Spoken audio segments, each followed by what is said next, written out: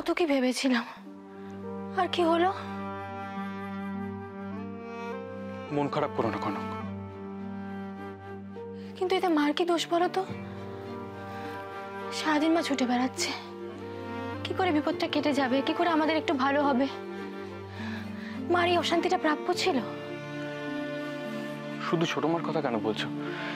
আমাদের সবার কথা বলো। কারখানা বন্ধ, কোর্টে কেস চলছে, আবার নতুন করে সবকিছু বাড়িতে শুরু করা, অর্ডার ফুলফিল করা, তারপর ফাইনালি কোর্টে কেস জেতা। তারপর কে ভেবেছিল যে এরকম একটা শুনতে আমাদের জন্য অপেক্ষা করছে? দিদিভাই এরকম একটা কাজ কেন করলো বলো তো? কোন কাজের কথা বলছো তুমি? এই যে হঠাৎ করে দিনে দুপুরে ঘুমের ওষুধ খেয়ে ফেললো, তারপর নিজের ঘরে গিয়ে রেস্ট না নিয়ে ওয়ার্কশপে গিয়ে বক্সের মধ্যে শুয়ে রেস্ট নিতে গেল। তোমার ব্যাপারটা অস্বাভাবিক মনে হচ্ছে না? শুধু আমার কেন, কারোর কাছে ব্যাপারটা স্বাভাবিক লাগছে না। I am pretty sure. দেখলে না তো, অব্র তখন কিছু বলতে যাচ্ছিল। হ্যাঁ, মা থামিয়ে দিল। কেন? মা কিছু আড়াল করতে চাইছিল? ছোট মার স্বভাবটাই তো ওরকম, জানোই তো, সবাইকে আড়াল করা, ক্ষমা করে দেওয়া। না হলে তুমি বলো না, সেদিন কি অরুণেশের মতো একটা কনভিক্টকে অ্যারেস্ট না করিয়ে ছেড়ে দিল? মা চাইনি অশান্তিটা বাড়ুক, সেই জন্যই তাড়াতাড়ি সামনে নিল।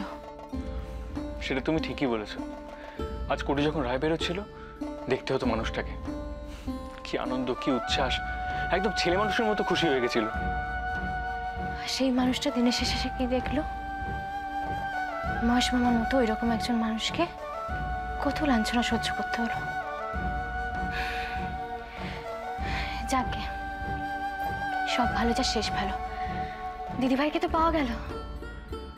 তবে তুমি যাই বলো কনক, মহেশ মামার এভাবে চলে যাওয়াটা আমার একদম ভালো লাগেনি।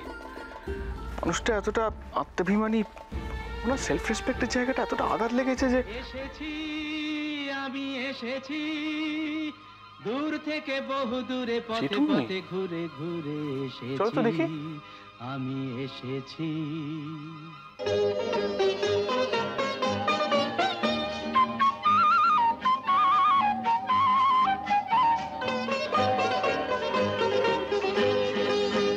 কি আনন্দ এই বসন্ত, আজ তোমারই এ কুঞ্জের পারে। তুমি দাও সাড়া দাও, এসে নাও ডেকে নাও, কেন বসে আছো বন্ধ দ্বারে। কি আনন্দ এই বসন্ত।